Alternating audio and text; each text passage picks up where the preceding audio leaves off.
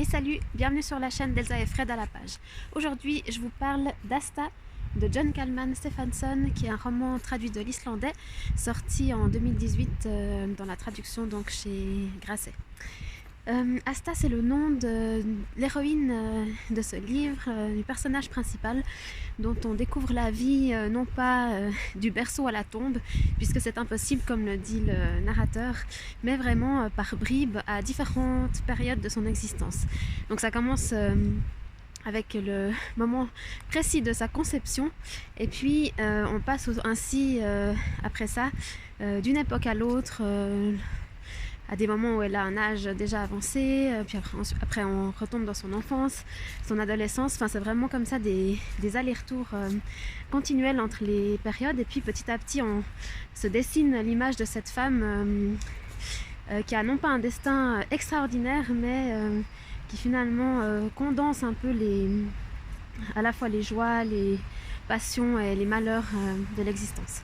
Donc ce qui est intéressant, c'est qu'on a différents points de vue et différentes narrations. Il y a un narrateur externe, il y a les lettres qu'Asta écrit lorsqu'elle a déjà un âge mûr, on va dire, à son amant qui l'a quitté. Il y a son père Sigvaldi qui tombe d'une échelle, et au moment où on comprend qu'il est sur le point de mourir, et il se souvient un peu, il voit sa vie défiler, et puis il nous raconte différents moments de son existence. On a aussi le narrateur ou l'auteur qui est mis en scène dans l'histoire.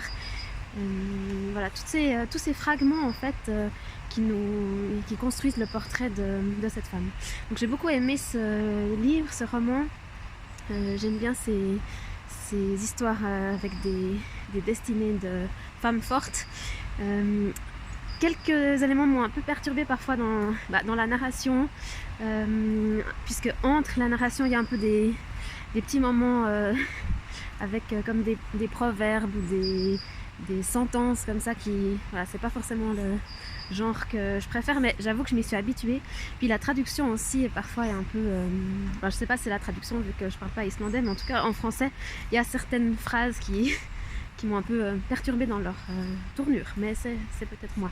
Voilà, ça reste un roman que je vous conseille vivement, puisqu'il donne une fresque comme ça finalement de la nature humaine, notre rapport aussi avec le souvenir, les regrets, et puis ce qui nous fait vivre tout simplement. Voilà, faites-moi un petit retour si vous le lisez, je serais contente d'échanger à ce sujet avec vous. Et puis voilà, à la prochaine, salut!